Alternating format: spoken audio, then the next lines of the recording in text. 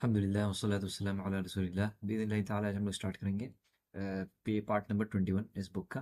तो लास्ट में जो हम लोग अल्लाह ताला की साइंस के बारे में हम लोग देख रहे थे। तो इसमें जो है पेज नंबर 119 से हम लोग स्टार्ट करते हैं। इसमें बात बताई गई है कि जो स्काई की कैनोपी है, ठीक है, कैनोपी यानी फॉर एग्जाम्पल एक जैसे टेंट होता है ना, ज़मीन पर से आप टेंट लगाते हैं, इसी तरह से आप देखेंगे स्काई जो है ना, एक एंड से लेकर दूसरे एंड तक वो पूरा एक ऐसे गोल डोम के शेप में है, यानी कि वो ऐसे चारों तरफ से अर्थ को कवर किया हुआ है। ठीक है, तो अल्लाह ताला ने उसी को स्काई को एज ए कैनोपी बनाया हुआ है। फिर अल्लाह ताला बताते हैं कि अल्लाह ताला ने आसमान से क्या हुआ, बारिश बरसाई।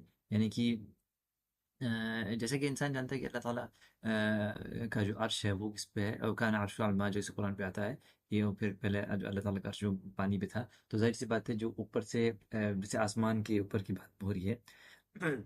चलिए उस टॉपिक में याद है, लेकिन हाँ यहाँ पर जो बात हो रही है आसमान से पानी आने की, तो ये पानी का काम क्या होता है भाई, इसी के जरिए जो इंसान पानी पीता है और इससे जो है वेजिटेशन जो है ग्रेज। आप सोचें अगर ये ऊपर से पानी ना आए तो ज़मीन का जो जो लेवल है वो कितना नीचे चला जाए, और फिर जाहिर सी बात है मोटर जो खींचता है पानी को वो, और हम लोग इस पानी से महरूम रह जाएं।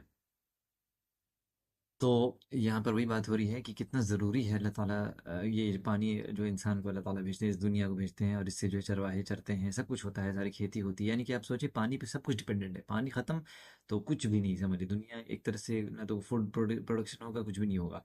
फिर यहाँ पर अल्लाह ताला बताते हैं कि फ़अख़रज बिही मिनस समराति रिज़्क़न लकुम, यानी कि इसी के ज़रिए अल्लाह ताला ने क्या किया कि जो क्रॉप्स हैं, फ्रूट्स हैं, जितनी भी चीज़ें हैं, ये जो है ज़मीन से निकाली हैं एज़ अ रिज़्क़ आपके लिए, क्योंकि इसी पानी से ये सब चीज़ें जो है उगती हैं। तो यहाँ पर जो 5 प्रूफ्स जो हैं प्रेज़ेंट ये इसमें बताए गए हैं इस वर्स में, ये किस लिए बताए गए हैं? इस बात के लिए कि अल्लाह ताला की इबादत वाजिब है, वुजूब के लिए बताई है, और फिर और ये भी चीज़ बताई गई है मेन चीज़ कि अल्लाह ताला की इबादत सिर्फ़ अकेले, क्योंकि जब अल्लाह ही ताला अकेले ये सारी चीज़ें कर रहा है, उसमें कोई पार्टनर नहीं है, तो हम उसकी इबादत में कैसे किसी को पार्टनर बना सकते हैं?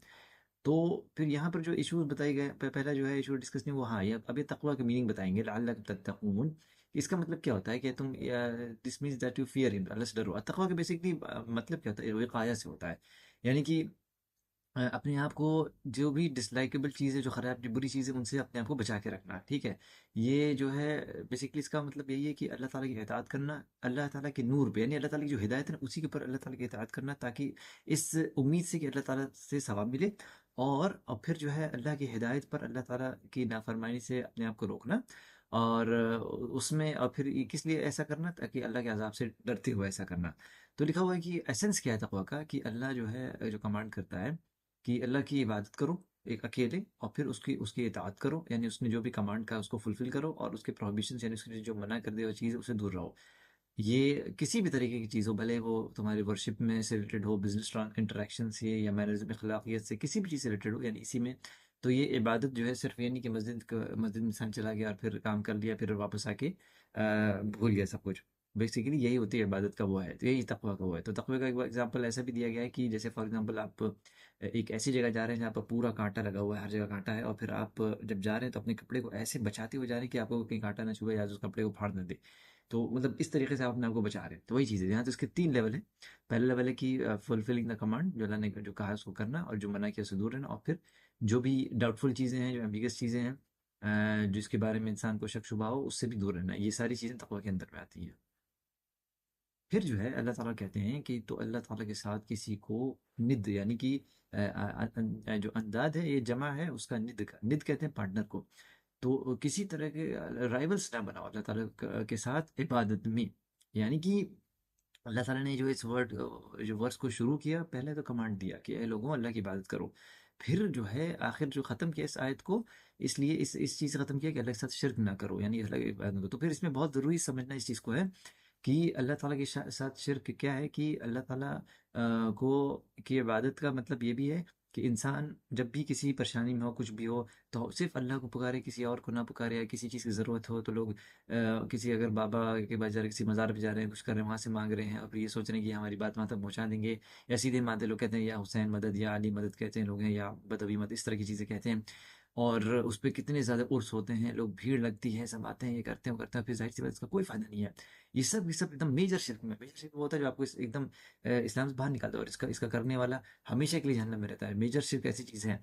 तो ये यहाँ पर ये वर्शिप का बताया गया कि अल्लाह ताला और फिर मदद मांगने की जो जो बात है, वो ये है कि जो जो जो इस चीज़ पे कादिर हो, उससे आप मदद मांग सकते हैं। फॉर एग्जांपल आपने जो है, आपको किसी चीज़ की ज़रूरत है, अरे पानी ला दो मेरे लिए, तो जाहिर सी बात है जो इसको काम कर सकता है तो आप उससे मत ले रहे हैं, भाई पानी हमको ला के दे दो। लेकिन लेट्स से वो अगर दूसरे शहर में आप कहें यार हमको पानी दे दो, तो जाहिर सी बात है कोई भी अक्लमंद भी कहेगा कैसे बेवकूफ़ी वाली बात करे। तो वही चीज़ है कि इंसान खुद मोहताज है अपनी नेकी बढ़ाने के लिए, तो कैसे वो दूसरे की मदद कर सकता है। तो इस पे बहुत ज़्यादा गौर करने की ज़रूरत है। इंशाल्लाह पेज नंबर 121 से काशिफ स्टार्ट करेंगे। पिछले वाले पॉइंट को हम थोड़ा सा बस एलेबोरेट करेंगे लोगों के लिए कि इंसान से मदद मांगने का जो पॉइंट है ना, उसमें दो चीज का ख्याल रखना चाहिए कि अगर आप किसी इंसान से मदद मांग रहे हैं तो हाजिर नाजिर और कादिर, ठीक है। मेहनत मतलब कि अगर किसी चीज की आप मदद इंसान से मांग रहे हैं तो पहला तो इंसान वो प्रेजेंट हो और आपकी बात को सुने समझे। दूसरा, जिस काम की आप मदद मांग रहे हो वो काम करने की कैपेबिलिटी उसके पास हो, समझे। जैसे पानी का एग्जांपल सामने लिए कि मान लो बॉटल में पानी रखा हुआ, ग्लास में पानी रखा, तुम कहीं बैठे हो कि फलाने से बोले कि हाँ भाई हमको पानी दे दो, उस पर्टिकुलर पर्सन की तुम मदद सीख के, या किसी के पास गाड़ी है तुम उससे बोले कि हाँ भाई हमको फलानी जगह ड्रॉप कर दो, तो वो शख्स वो काम करने के लिए काबिल था, कादिर था, ये कैपेबिलिटी अल्लाह ने उसको दी हुई थी, वो वहां प्रेजेंट था, तुम्हारी बात को सुन रहा था, समझ रहा था, समझे। अभी किसी इंसान से बोलने की बारिश करा दो, वो वहां पे हाजिर है, वो तुम्हारी बात सुन भी समझ, लेकिन कादिर नहीं है वो। तो ये तीन जब तक चीजें नहीं मिलेंगी तब तक इंसान से आप मदद नहीं मांग सकते। और एट एनी गिवन टाइम कोई भी चीज हो, वो अल्लाह ऑब्वियसली अल्लाह हर चीज पे कादिर है, अल्लाह हमेशा सुनता भी और अल्लाह इंसान की बात 100% हमेशा समझता भी। इसीलिए बोला गया कोई भी छोटी से छोटी इवन जूते के फीते के बराबर भी कोई चीज हो तो अल्लाह से मांगना चाहिए। अब कंटिन्यू करते हैं। तो do not set up rivals, यानी अंदाज, जो अभी इसके पहले आई थिंक वो हम ऑलरेडी इस चीज को डिस्कस कर चुके हैं कि इबादत में अल्लाह के साथ किसी को शरीक नहीं करना है। उसके बाद sir do not set up rivals with Allah in your worship whilst you know, कि पता है कि हम इबादत कर रहे हैं और पता है कि नहीं अल्लाह की इबादत कर रहे हैं, लेकिन एट द सेम टाइम दिल जो है किसी और की तरफ भी रुजू हो रहा है, ये मालूम है इंसान को। ये हो गया राइवल करना। राइवल इन द सेंस कि हाँ दो मतलब जैसे कि दो एंटिटीज हैं और हम दोनों को किसी एक इक्वल स्टेटस पे मान रहे हैं, समझे। जैसे दो रूलिंग पार्टी के लोग हैं, वो एक दूसरे का राइवल है, हमें मालूम भैया हम इसको वोट देंगे उसको वोट देंगे, कुछ इस टाइप से। तो इंसान को पता है कि नहीं अल्लाह तो है, लेकिन चलो ये वाले बाबा को भी हम फॉलो कर लेंगे, ऐसा नहीं चलना वाला, ठीक है। माइंड इंसान एक्नॉलेज करते हैं कि bestowed his will upon Allah and had no part in this, so worship Allah alone। इंसान को पता है कि अल्लाह के साथ किसी को शरीक नहीं करना चाहिए, कोई इबादत के लायक नहीं सिवाय अल्लाह के। Because just commanding the people to worship Allah is not sufficient and thereby leaving it open for them to थोड़ा सा scroll करना। हम्म for them to worship others, ठीक है। If Messenger of Allah sallallahu alaihi wasallam were to have said worship Allah, then none of the people would have disputed this. But thing that broke their backs caused the split worship Allah alone। मतलब कहने का कि अगर रसूलुल्लाह सल्लल्लाहु अलैहि वसल्लम ने कुफारे मक्का को बोला होता कि अल्लाह की इबादत करो, प्रॉब्लम ही नहीं थी। वो लोग खुद ही कह रहे थे कि ठीक है अल्लाह की इबादत करेंगे, लेकिन अपने माबूद की इबादत करेंगे। अल्लाह के साथ वो राइवल सेटअप कर रहे थे। प्रॉब्लम कहाँ पे आके खड़ी हुई? प्रॉब्लम हुई जब रसूलुल्लाह ने कहा कि सिर्फ अल्लाह की इबादत, ठीक है, सिर्फ ओनली। वहां पे आकर के डिस्प्यूट हो गया कि भाई हम अपने जो माबूद इतने सारे हम लोग अपने फालतू के आइडल्स बना करके रखे हुए हैं, उसको कैसे डिसरिगार्ड कर दे।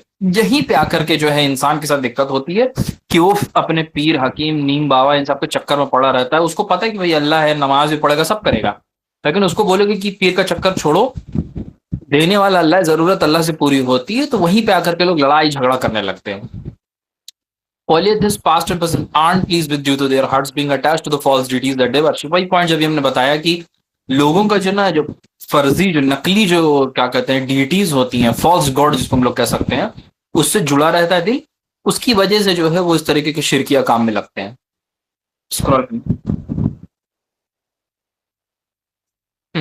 This was the cause of argumentation. तो वही वजह इस चीज पे जो इंसान आर्ग्यूमेंट करता है, हमेशा लड़ाई झगड़ा लगाओ कत्ल खून सब उसी पे होता है। अब जो है अगला पॉइंट है कि ये किसने कहा? इब्न कसीर रहमतुल्लाह ने कहा, इन्होंने कहा क्या कि creator of these things is the one who deserve to be worship. कि भाई ऑब्वियस सी बात है, दुनिया है, सूरज है, चांद है, पानी है, हवा है, टाइम है, ये सब इंसान है, जो खलकत जो है जो पूरी क्रिएट की जो बनाए वो ना उसको डिजर्व करेगा। कि क्रिएशन का कोई एक हिस्सा है वो इबादत के लायक कैसे हो सकता है ना। उसके बाद नीचे अब आते हैं एक्सप्लेनेशन पे। Meaning of this word is clear and nothing else can be added, they are no needed. कितना जबरदस्त ये पॉइंट हमको भी पर्सनली लग रहा है कि लीजिए पहले लिखा हुआ था एक्सप्लेनेशन, उसके बाद उसमें जस्ट ये चीज बता दी गई कि ऊपर वाला सेंटेंस काफी, उसको एक्सप्लेनेशन की जरूरत नहीं है। कोई भी इंसान कॉमन सेंस वाला होगा तो उसको ये चीज समझ में आ जाएगी कि जिसने सब कुछ बनाया इबादत के लायक वो होगा ना, कि उसके क्रिएशन में से किसी को तुम इबादत वाला बना लोगे। बहुत सिंपल सा कॉमन सेंस की बात है, इसमें ज्यादा सोचना नहीं है। इसीलिए यहाँ पे ये लिखा हुआ एक्सप्लेनेशन में भी ये लिखा हुआ है कि इसमें एक्सप्लेनेशन की कोई जरूरत ही नहीं है।